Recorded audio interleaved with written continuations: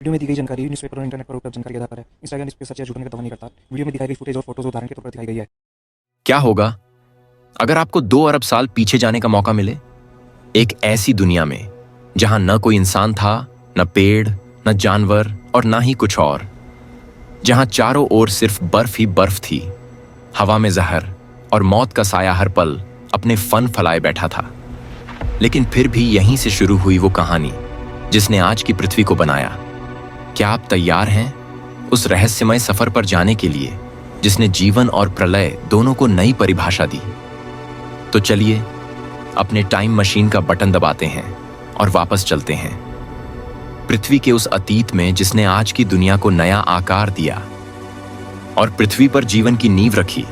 लेकिन वीडियो शुरू करने से पहले अगर अभी तक आपने हमारे इस चैनल इंस्टाग्राम को सब्सक्राइब नहीं किया तो इसे सब्सक्राइब करके बेल आइकन का बटन दबा दीजिए ताकि आपको हमारी नई वीडियो की अपडेट मिलती रहे।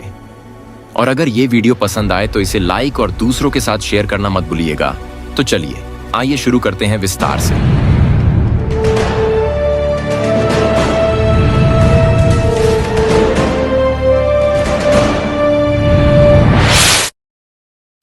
दोस्तों, हमारी टाइम मशीन धीरे धीरे उस समय की पृथ्वी पर उतर रही है जब यह अपनी मौजूदा उम्र का केवल आधा सफर ही तय कर पाई थी। यहां हम देखते हैं पत्थरों और बर्फ से ढके छोटे छोटे भूखंड जो आज के महाद्वीपों से बिल्कुल अलग हैं। और जैसे ही हम जमीन छूते हैं, चारों तरफ वीराना है। कोई पेड़ नहीं, कोई पौधा नहीं, न जानवर न चिड़िया, यहां तक कि सांस लेने के लिए हवा में पर्याप्त ऑक्सीजन भी नहीं। बस सूट पहन लीजिए वरना जीना मुश्किल होगा। लेकिन रुकिए, पानी में कुछ हरा सा दिख रहा है। ये क्या है? यह है साइनोबैक्टीरिया, धरती का सबसे क्रांतिकारी जीव। यह हरा काई जैसा जीव न केवल ऑक्सीजन बना रहा था बल्कि उसी के कारण सबसे बड़ा विनाश भी हुआ।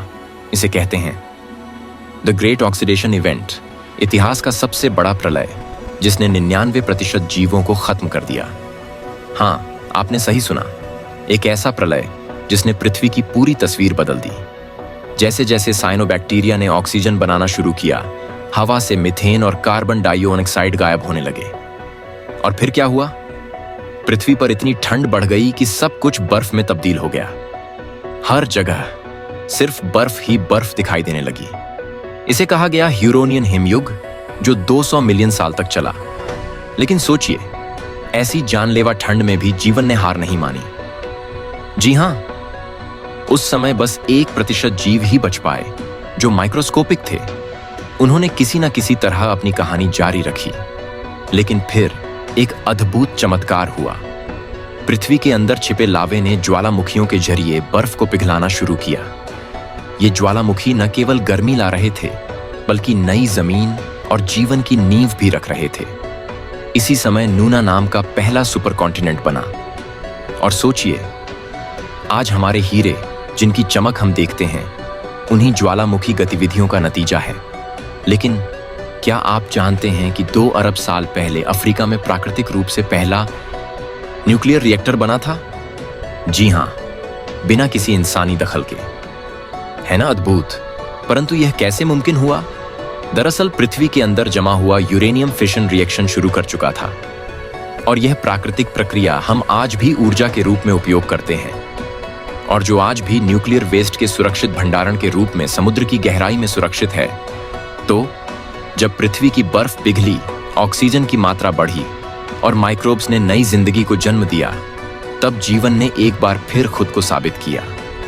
यह वो समय था जिसने न केवल हमें आज का ऑक्सीजन दिया बल्कि हमारे जीवन की हर परत की नींव रखी। तो क्या यह सोचकर आपका मन रोमांचित नहीं होता कि अतीत में हुए ये बदलाव भविष्य को कैसे आकार देंगे? और जो यह सवाल भी उठाता है कि क्या हम आज के संकट जैसे जलवायु परिवर्तन का समाधान भी प्रकृति से सीख सकते हैं? अपनी राय हमें कमेंट बॉक्स में जरूर बताएं। तो चलिए इस सफर को यहीं खत्म करते हैं। लेकिन याद रखें, इतिहास केवल अतीत नहीं बल्कि हमारे भविष्य की कुंजी भी हो सकता है। और अगर आपको लगता है कि यह सब अविश्वसनीय था तो एक और रोमांचक सवाल पर विचार करें। 1 अरब साल बाद पृथ्वी कैसी दिखेगी? जिसका जवाब हम अपनी आने वाली वीडियो में ढूंढेंगे, इसलिए जुड़े रहिए हमारे इस चैनल इंस्टा ज्ञान से। और अगर वीडियो पसंद आया तो इसे लाइक और दूसरों के साथ शेयर करना मत भूलिएगा। जल्द ही मिलते हैं एक और नई और इंटरेस्टिंग वीडियो के साथ आपके अपने इस चैनल इंस्टा ज्ञान पर। धन्यवाद।